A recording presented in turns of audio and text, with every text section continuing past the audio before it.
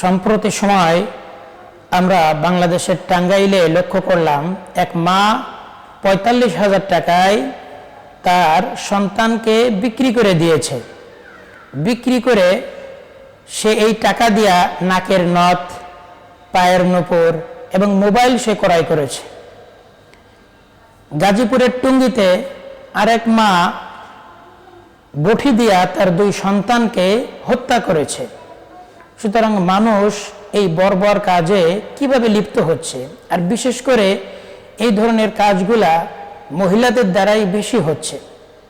কোরআনে কারিমে আল্লাহ তাআলা বলছেন, ওয়া'লামু আন্নামা আমওয়ালুকুম ওয়া আওলাদুকুম ফিতনা, জেনে রাখো তোমাদের সম্পদ, তোমাদের সন্তান, এগুলো আল্লাহ তাআলা তোমাদের পরীক্ষার জন্য আল্লাহ তাআলা দেন। আল্লাহ তাআলা পরীক্ষার জন্য দেন। আল্লাহ দেখেন যে আমার বান্দা এটা পেয়ে সে আমার শুকরিয়া আদায় করে কিনা, সন্তানকে সে দিন শিখায় কিনা, তার ভিতরে আল্লাহ তাআলার ভয় কতটুকু আছে।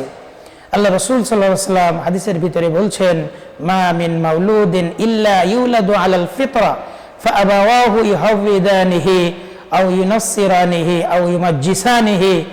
প্রত্যেকটা শিশু, প্রত্যেকটা নবজাতক বাচ্চা ইসলামী কালচারের পরে, ইসলামী ফিতরাতের পরে, ইসলামী স্বভাবের পরে জন্মগ্রহণ করে। ফাআবাওয়াহু ইউহাউইদানিহি, তার পিতা মাতা তাকে ইহুদি, তাকে নাসারা, তাকে অগ্নিপূজক বানায়। সুতরাং আমাদের সন্তান যারা নষ্ট হচ্ছে, পিতামাতার কারণেই নষ্ট হচ্ছে। এটা পিতামাতার সমস্যার কারণেই এই সমস্যাগুলি সমাজের ভিতরে বেড়ে যাচ্ছে।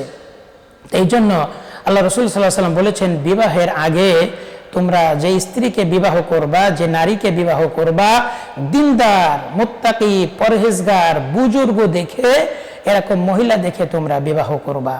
বিবাহের পরে যখন আল্লাহ তাআলা সন্তান দিবেন, তখন সর্বপ্রথম কাজ হলো আল্লাহ তাআলার প্রশংসা করা। কোরআনে আল্লাহ তাআলা সম্পর্কে বলছেন, আলহামদুলিল্লাহিল্লাযী ওয়াহাবালি আলাল কিবারি ইসমাঈল ওয়া ইসহাক ইন্না রাব্বী লাসামিউদ দুআ। সন্তান পেয়ে সর্বপ্রথম আল্লাহ তাআলার প্রশংসা আদায় করা। এরপরে সন্তানের ডান কানে আজান, বাম কানে ইকামত। যে সন্তানের কানে আজান দেওয়া হয়, এই আজানের একটা তাসির ওই সন্তানের ভিতরে পড়ে। আমরা আমাদের শিশু জন্মের পরে কি এই ভালো কাজগুলি কি করছি? এরপরে সন্তানের ভালো নাম আমরা রাখবো, সন্তানের আকিকা আমরা করব, সন্তানের তাহনিক আমরা করাবো। আমরা এটা ছেড়েই দিয়েছি।